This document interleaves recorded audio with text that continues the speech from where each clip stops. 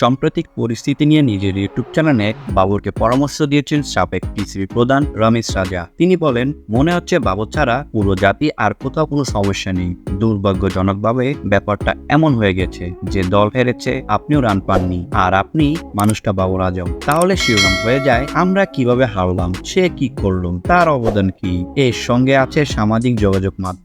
এখন যে কেউই সমালোচনা করতে পারেন, হাসাহাসি করতে পারেন, এগুলো যতটা সম্ভব নিরুৎসাহিত করতে হবে।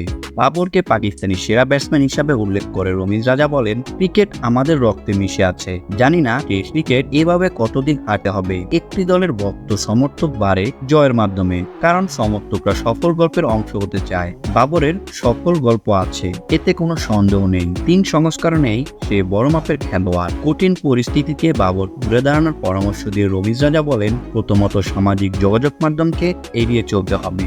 দ্বিতীয়ত বর্তমানে মনোযোগ রাখতে হবে।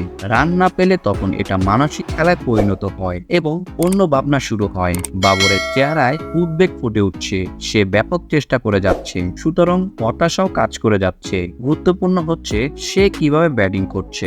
রমিজ রাজা আরো বলেন, ক্রিজে বেশি সময় কাটাতে পারছেন না বলে মনোযোগ সরে যাচ্ছে।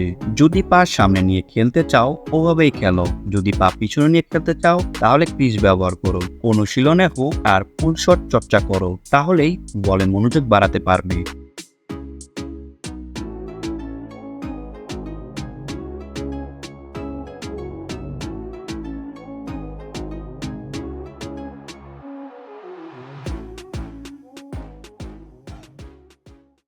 ভিডিওটা শেষ পর্যন্ত দেখার জন্য সবাইকে অনেক অনেক ধন্যবাদ।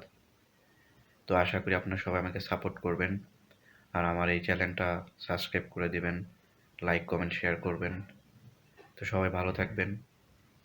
আর ভিডিও সম্পর্কে কোনো মতামত থাকলে আমাকে কমেন্ট করে জানাতে পারবেন। আসসালামু আলাইকুম।